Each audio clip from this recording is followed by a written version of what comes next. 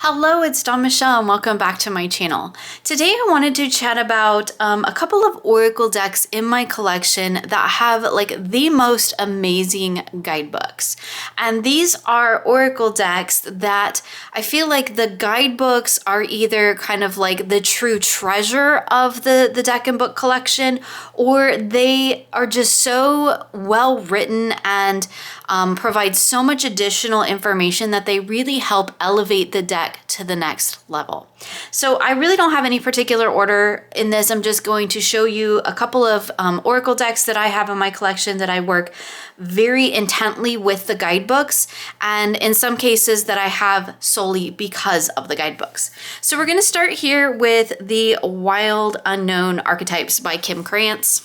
This is a deck that I've mentioned before that I'm on my third copy of it because I have done some modifications on some previous versions and whatnot, and then I just decided to get it back in its circular thing. I will show you the decks really quickly, but this really isn't so much about the decks as it is about the guidebooks, and that's more what I want to talk about. This is a great collage style of deck, and it does very much lean into the idea of archetypes. Now, a lot of these decks actually that I have to share with you today are decks that like they do the things that I say I don't like in an Oracle deck. So that's things like just having a title without a keyword. That's things like the main sort of substance or energy of the deck really isn't as expressed as well through the art as it is in the guidebook. And so normally that's like kind of sometimes a deal breaker for me when it comes to Oracle, where I'm like, I don't know what the judge means, right? Or the animal or the cave or whatever. I mean, sure, I know what they mean on a basic level, on an intuitive level, or on a personal level.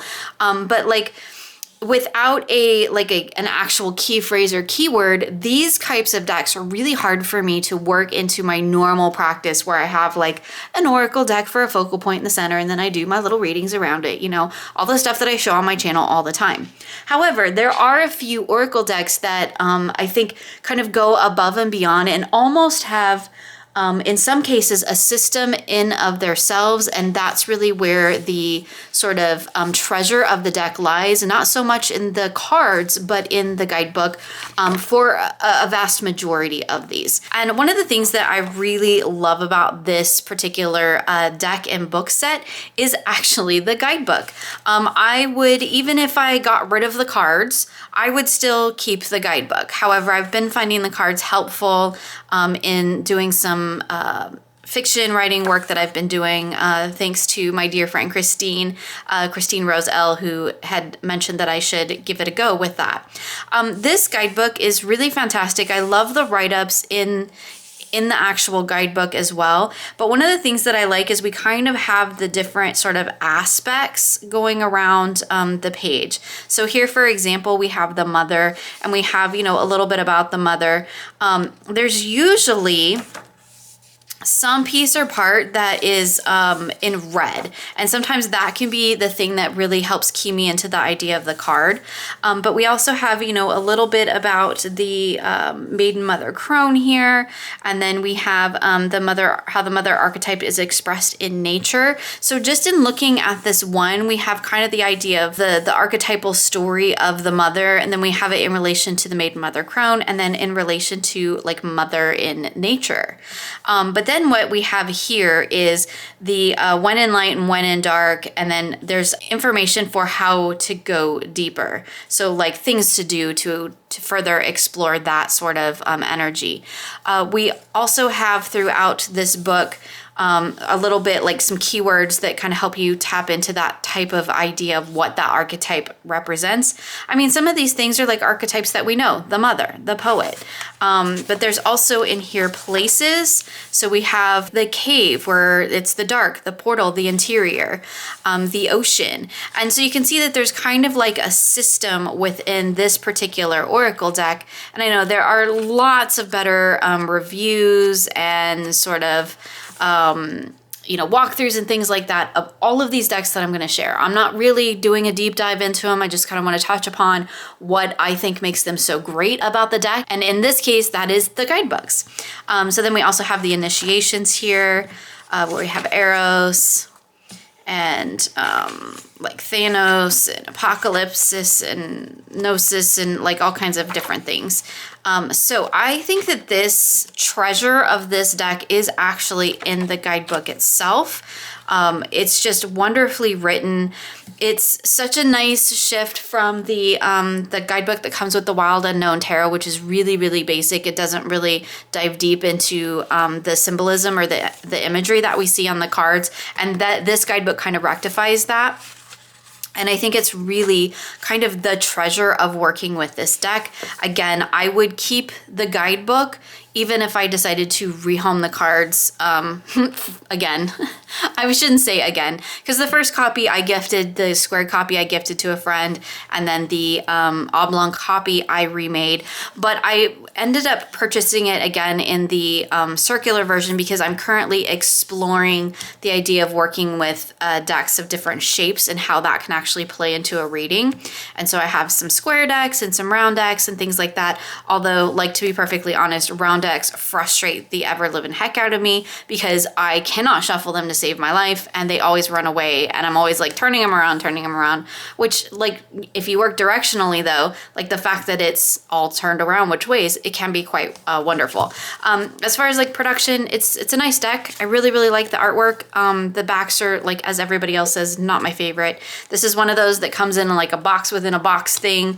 But I guess for packaging sense, you would need to, because we have round deck, square book. Anyway, this is an amazing deck and book set. I've gone back and forth about whether or not like this is actually going to stay in my collection long term, but I keep repurchasing it. I keep bringing it back in various ways, and so clearly it's one that I think needs to stay. But I'll be perfectly honest, it's the guidebook that I keep coming back to even more so than the cards. I do like incorporating the cards into my readings, but it's really more of the guidebook that I've been working with lately, and that I feel like is really the strength of this particular deck. Although I do really love Kim Krantz's artwork. So now let's talk about a deck that I bought 100% just for the guidebook, because I really don't know if these cards are actually going to work out for me, and that is, of course, the Cantigee Oracle. Now, this guidebook is amazing. Again, round deck, me and round decks. It's not usually a thing, although the color and the design on this is amazing. I have some issue with the art in this deck, and it is nothing against the artist or like the art style or anything like that. It's just some of these kind of give me the heebie-jeebies, and that's a very me thing. It's like, again, nothing against the artist. The deck is beautiful. The artwork is beautiful. The ones that don't feature people, I absolutely love. Like, oh, beautiful.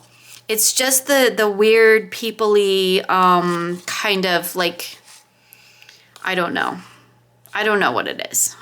Most of them are actually good. So I may end up working with it anyway. But like in talking about, okay, so it's this kind of thing with the kind of the crazy eyes and the really elongated neck, and it's just and some of the like the facey things in there. But again, that's a very me thing. However, the messages on the cards are just inspiring, and I really, really love the theme of this deck and everything that it's been done with it. I'm just not sure if, and it's a round deck, which is hard for me, but I'm just not sure if I'm going to be able to get on with the actual cards. But that's not why I bought the deck. I bought the deck for this guidebook because I really wanted to read and work with it in a very creative way, because as it says, an ecological, spiritual guide and creative prompt deck. It's my understanding, and I could be wrong, but it's my understanding that the book was written first and the cards, the art was created to accompany it. Seeing as I'm looking to work with the book primarily, I think that's really cool. There is a whole like 52-year practice that this deck goes through that I really would like to embark on. You can use it also as just a creative prompt deck. It's kind of like the Archetypes deck in that way as well. But then when we get down into the actual cards, There is so much included in this deck that is amazing. We have a little bit, kind of a little, almost like story about the cards. Then we have the keynotes, so kind of the takeaways, the symbology, the guidance provided as an icon, as a portal. And y'all know, if you've watched my portal stuff, that whole as a portal thing is kind of the draw for me. But we also have, you know, working with it in practice, working with it in terms of creative prompts. There's also usually some kinds of little prompt things that you could turn into spreads or journaling prompts, things like that. And then we have the ecological connection. And I just think that it's amazing. And also like the key words, the key concepts in this deck are just really, really cool. Like the chasm shrinks as you step across. I mean, what an interesting thing. A swarm of bees. I mean, we could be looking at the cards, but we're really talking about the books here. Kissed by whale spray. I mean, the coiled snake. It's just, there's so many interesting ideas and themes represented in this guidebook. And I really am excited to kind of go through the process of reading it, working through the book and the prompts in that really mindful sort of creative, maybe even following that 52 weeks of the year practice. I don't know if I will incorporate the cards or not. I don't think that it's absolutely necessary. I am keeping them in order just in case I decide I want to. I don't think it's necessary to work with the cards to use the guidebook, but like if you wanted to incorporate that into readings and into your work with the deck, I think that they would work really well for that. Again, I am experimenting with that idea of, you know, differently shaped decks. So this is another round deck. It is got a weird warpy thing to it. And I think Lisa mentioned that in one of her videos talking about this deck. That it just, I don't know, it's round and it's warped weird, which I think is probably going to make it like a little bit difficult to work with. But I think that the key phrases on this deck are absolutely amazing. I love the themes. They're so creative. They're so different. But really, again, the strength of this particular deck really is for me in this guidebook, and is going to be walking through the process of working with this book and then maybe using the cards, maybe not. And like, this is mass market, and I think I paid like $25 or something for it. So like I would pay $25 for the book, and then I got bonus cards on top of that, which I may or may not use, but that's okay. But again, this is another one that I just think that the guidebook is really the strength of this deck and really what I would want to really dive into. And the cards then just become sort of a kind of like the Archetypes deck. They just become sort of a tool that you can use to work within the framework of this particular guidebook and of this particular process and practice, which I think is really, really cool. Okay, so another sort of deck that I really just got for the guidebook, because the cards really aren't my cup of tea, but that's okay because the guidebook again fully makes up for it. This is the Sacred Hags Oracle Visionary Guidance for Dreams, Witches, and Wild Hearts. It does come in this weird sort of two-piece boxy thing. And had I been working with the cards, the first thing I would be doing is making a bag for these. I still need to, because I would like to work on exploring these cards backwards and actually incorporating them into readings.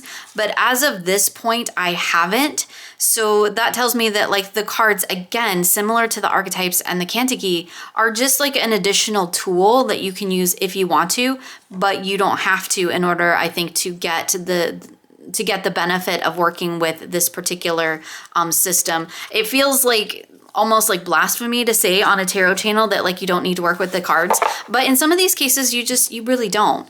This artwork is really not my thing. The cardstock is really not that fantastic, but the guidebook is really amazing, and it's really the practices in it. This little Sacred Hags Oracle. So in full disclosure, I have all of Danielle Dulsky's books that she's written. Her first one was a little rough for me just because she's very flowery in her writing approach. I feel like as she's kind of grown and expanded as a writer, she's really kind of honed in on that, and it's a little bit easier in the later books, but her writing is absolutely beautiful. And because I have all of her other works, I decided to finally go ahead and get this deck. But anyway, in this particular guidebook, and of course in the deck, we also have again another system. So we have the Sacred Hags, we have the seasons, the stories, and the spells. Now, if you've read Danielle Dolsky's books, all of that completely makes sense within the world that her books inhabit. So I think that this is such a wonderful little companion to working with stuff in alignment with her particular brand of, I guess, witchery in a sense, you would say. But I don't identify as a witch, but I still have all of her books and I still incorporate those. I feel like anybody just looking to live a intuitive and deeply grounded and yet very elevated to that magical level, I feel like her books really sit in that space wonderfully. The thing I love about this, and it's the same thing that Lisa said when she was, convincing me to get this deck, was that we have Grandmother Speaks, which is kind of the message from the card. I haven't been working with the card, so full disclosure there, I've only been working with the book. I've actually just been keeping the book in my bedroom, and the cards have just been in their weird box and just sitting on my shelf. But we have the Grandmother Speaks, so I've just been flipping through the book and kind of just sort of bibliomancy doing it. I could also shuffle and draw cards, and I should probably attempt that at some point. But the thing that's really cool is there's a morning ritual and a moonlight ritual for this particular deck and for every single card. And that's really what I've been tapping into. And I feel like that really is the gold mine that is this deck. It's not the artwork, it's not the cards.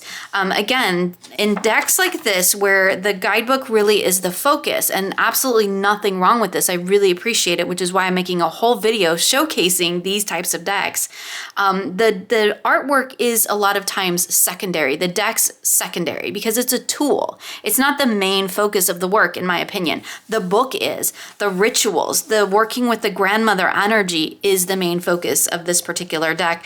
And that seems to be a case with a lot of these decks and these book sets that I'm going to be sharing with you today, is the books really feel like the main tool. And then the cards are just kind of like an additional layer that you add on to that.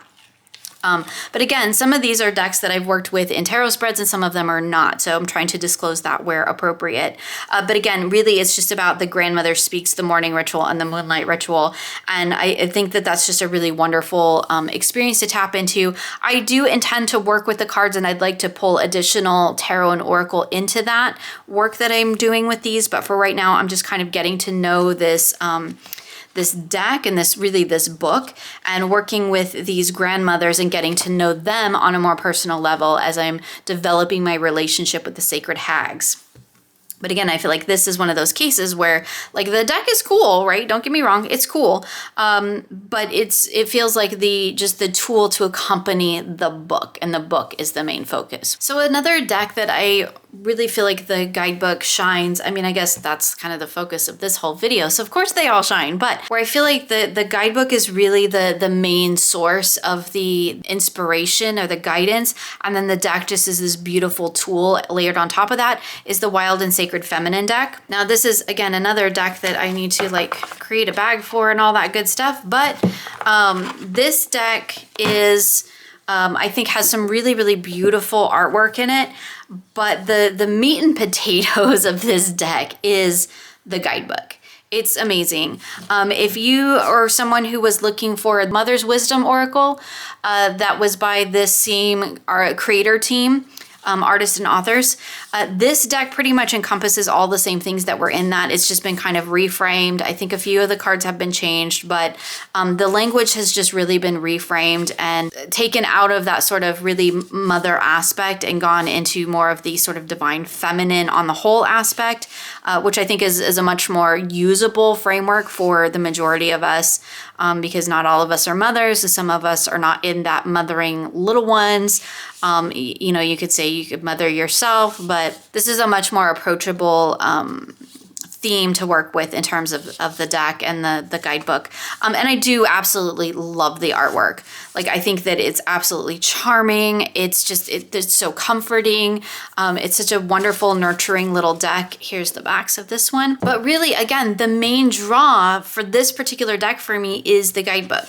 And it is because of the way that this guidebook is written and the information that we get within each of the write-ups. So this is again another deck that I feel like I could just use this in a bibliomancy sense with the book itself. Although I do work with these cards and I do incorporate them into readings. We do have the title and the keyword for each one. And I love that everyone has a shadow energy. I'm pretty sure. Yeah, everyone has a shadow energy. So I like that we have that side of things listed here. There's a quote, you know, we have a little bit about what the card is and the energy that's being depicted in the card. And it's just something about the way that this particular book is written that I feel like I get more out of reading the book than I do working with the actual cards. And again, that's no diss on the card art, because I absolutely love this artwork. I think it is beautifully illustrated. It's a gorgeous, gorgeous deck. But when it comes down to actually working with it, I feel like the write-ups in this guidebook are really where it's at. There's enough to really get me going. There's enough to dive into. It's not overly written. It's not convoluted. It's just really succinct. It just provides a beautiful message, but it also gives me something to think about, again, as it has that shadow aspect as well, so I can look at it from both sides. And again, this is just another beautiful deck that I feel like really the guidebook is really where the meat and potatoes are of this Oracle deck.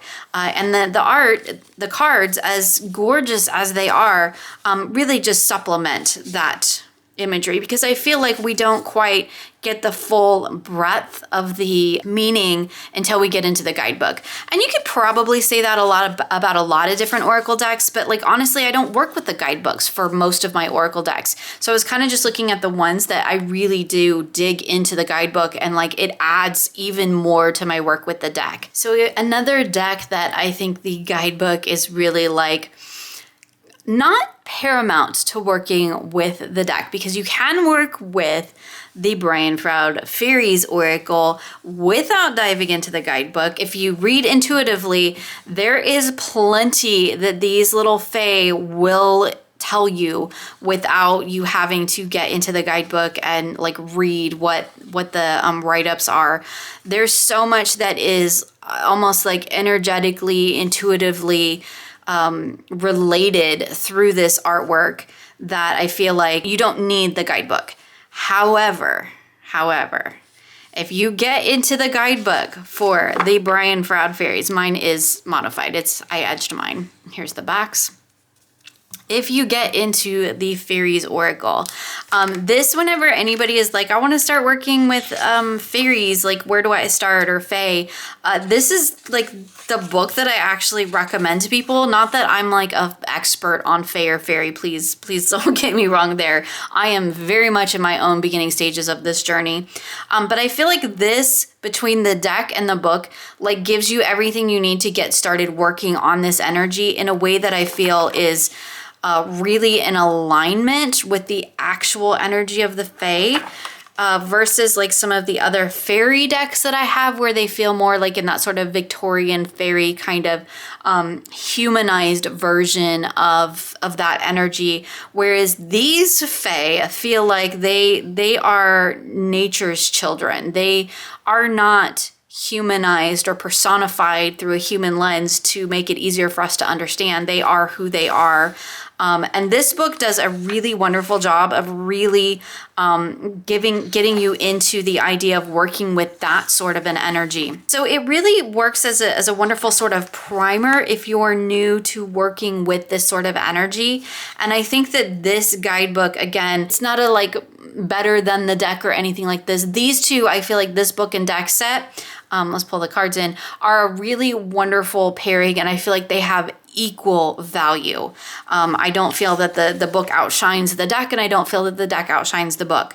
But when we get into actually working with the cards and the actual energy of the fae, the write-ups in the guidebook really help you to kind of understand maybe where that energy is coming from. And then of course, as the book encourages you to kind of take that and to look at it through your own lens, to experience it in your own way. And it's just such a beautifully written guidebook. There's so much information in here about also just like working with fae energy and kind of finding your feet where that's concerned. And there's even like some spreads in the back and things like that, which is fantastic. fantastic. I have absolutely enjoyed my work with the Faeries Oracle in terms of working with the guidebook. I mean, of course, I enjoy working with the actual fairies too. And the only thing that I would say that the kind of the strength of the guidebook over the deck is that the titles on the deck are really unreadable a lot of the time for me, because the font is just like, it's good in theory, but not in practice kind of a thing. So sometimes I do have to get into the guidebook just to see like what fae I'm working with. But it's, again, one of those kind of deck and book sets where like they each stand on their own beautifully. The artwork is absolutely stunning, and it conveys one sort of energy in working with the fae, working with the fairies. And then the book itself kind of has a whole nother energy, or takes it into that deeper level that I think really helps you expand your work with this deck. So not that you can't work with it without the guidebook, but doing so really helps deepen that practice and really helps you to cultivate a really solid understanding, I think, of how to work with fairies. And then, of course, there's lots of other books that you could dive into, but again, fantastic guidebook and a fantastic deck. So even though I didn't really have any rhyme or reason to this video, I do seem to be doing all the mass market decks first. So we'll just finish up our little mass market round of fantastic Oracle guidebooks with the Botanical Inspirations. And then I have a couple of indie decks to share with you. This is like one of my favorite little mass market Botanical Oracle decks. Like, I know I've shown it 900 times on my channel. It's fantastic. I love it. The aesthetics of it is beautiful. I love the keywords. We have gorgeous quotes on it. Like, there's nothing about this deck that I don't like, other than, you know, the backs maybe with the title, but that's not really a big deal. The treasure of this deck is this teeny tiny little guidebook, which just has these little black and white illustrations of the card. We have the title or the plant. We have the symbolism, the quote that is on the card, the keywords and all that. We have a little bit about the plant. But the treasure of this little deck is these inspirational messages. And they are just really short and to the point, but they never fail to just like so concisely sum up a reading for me that it's just like the perfect like period at the end of your sentence type of a thing, right? The perfect punctuation, be it a question or a statement or an explanation. It's fantastic. So here, let me just read one really quick, since they're so short, for Sacred Lotus, which is enlightenment. So it says, honor all the experiences that have brought you to this place on your path of spiritual growth, but let go of the things that no longer serve you.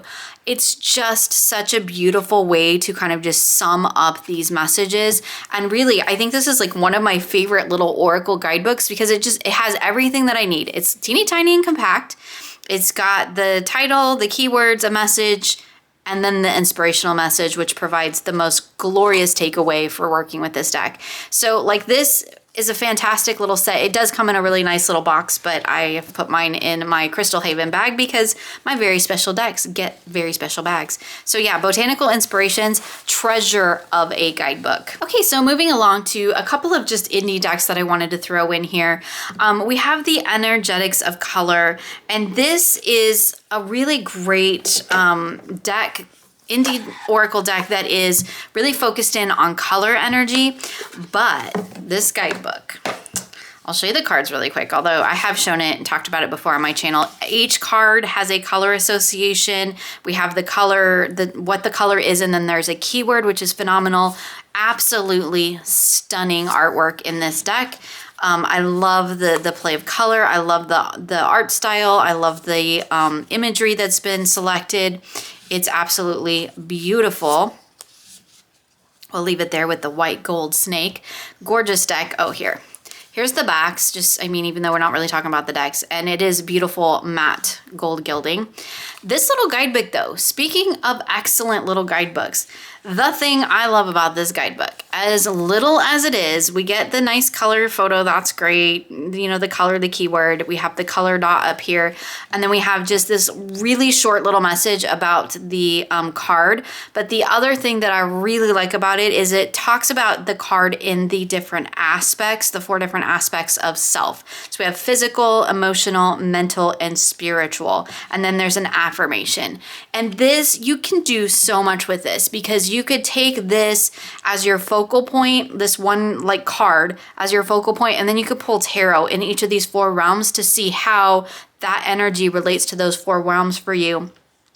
And you know what you could dive deeper into these messages. So like for coral, for understanding, we have physical is waiting your turn.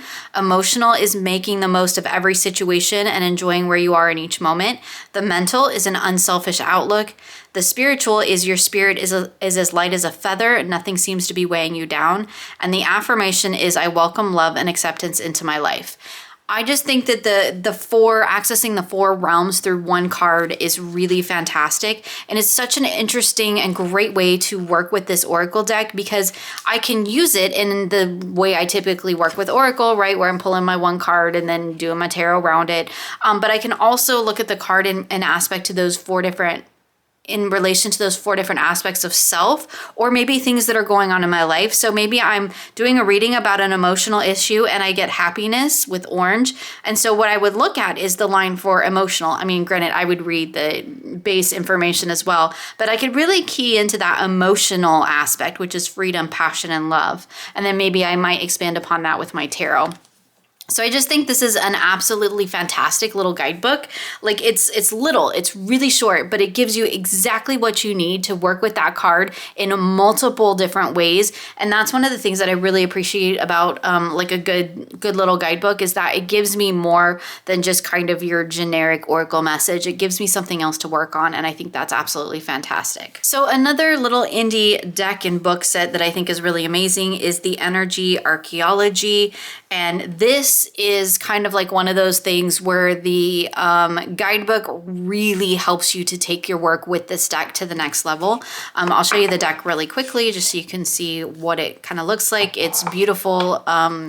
That matte cardstock. We have some keywords and then the bone or whatever that it relates to.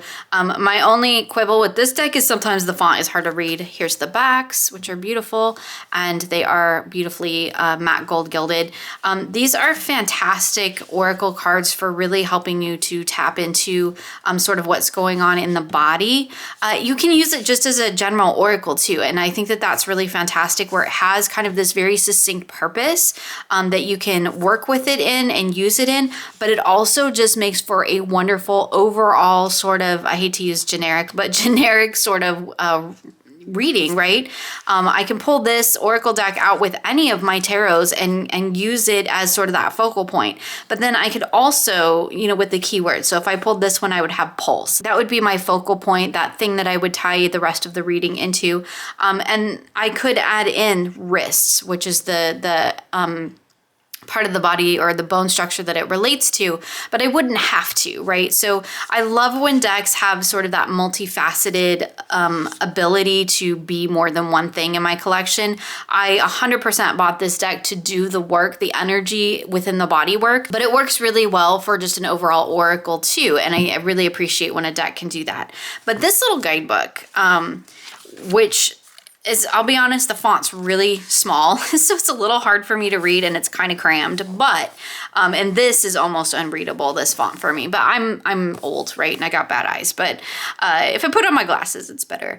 Anyway, what I love about this guidebook is there is so much information on these pages. So for every card, we have the properties. So it has the element, when it's in balance, when it's out of balance, and what cards associate with it. Then we have about the anatomy, which is hugely important if you are working with this deck in terms of body work or body energy work. If you're not familiar with anatomy, that could be really, really helpful to help you understand what you're doing with the work. Then we have the energy, where it talks about the energy that we see kind of like flowing through the card and through the body source. And then we have the wisdom. And then the other thing that I appreciate is we have questions, which we can use as like journaling prompts or card spreads and things of that nature. And we have that for all of the cards, which is fantastic. I think that there's just a wealth of knowledge in this little guidebook, and I really enjoy when a guidebook teaches me something and gives me something to dive deeper into and provides a sort of like a roadmap for working with this deck, which is wonderful. I think the art is absolutely stunning. Love the art in this deck. But really, again, it's one of those things where I think that the guidebook really does help you take this deck and the work with this deck to the next level. You can work with it totally on its own, and that's cool too. It's got keywords, it's got the notation for the bones in there. But when you combine it with the guidebook, it just elevates the work to the next level. Okay, so the last deck that I wanted to share with you, I hesitated to even put in this video because I do believe it's out of print. And as far as I know, there aren't any plans for it to be back into print, although don't quote me on that because I never know for sure. And this is the Divine Muses Oracle. This is an absolutely beautiful collage deck. And it is full of sort of muses or archetypes. I mean, it's kind of similar, sits in the same vein as the Kim Krantz Archetypes deck, but obviously a totally different vibe, a totally different energy. I feel like this particular deck is really honed into both ancestral work and creative work, if that makes sense. There's the backs of it. Again, I hesitated to show this one because it is out of print and it can be hard to find, but I would not be doing this video service if I didn't include it because I think the guidebook is where it's at with this deck. The Divine Muses Oracle guidebook has a little black and white picture. We have the card title, we have keywords for the card title, and then we have the essence of the cards, which just like, and it goes on, and then the card in shadow. And then we have a note about like what's actually pictured in the card, which is fantastic. But it is really this whole essence where you get to dive deeper into what this card is really about. And then it has the shadow energy. So you can work with both together if you're working with these archetypes, like the astral ascent, if you were working with it in a general sense and you wanted to see the sort of light and shadow aspects, that's definitely all in here. It's a beautiful read too. And it's just, there's so much in this little guidebook that just really dives deep into the sort of, like it says, the essence of the archetype, the essence of the card that you're looking at. I really love the keywords too. You can definitely tie into those. But so for like Lionheart, we have strength, courage, and loyalty. It's about embodying a kind and caring, forgiving nature, and at the same time, daring and speaking the truth, even if it isn't pleasant. Talks about if this card is drawn, how it appears in a reading. Talks a little bit about lions as an animal. And then when we go into the shadow, it says the reverse aspect of this card shows our grouchy and complaining side. And then it talks about like your neighbors, your kids, your family. Sometimes you have to like leave a group, and are you living within your patterns or dependent on someone or dependent on them or someone else. It says this card may also indicate a time to stand on your own 2 feet. So I just think it's beautiful. The way that this guidebook is written is absolutely fantastic.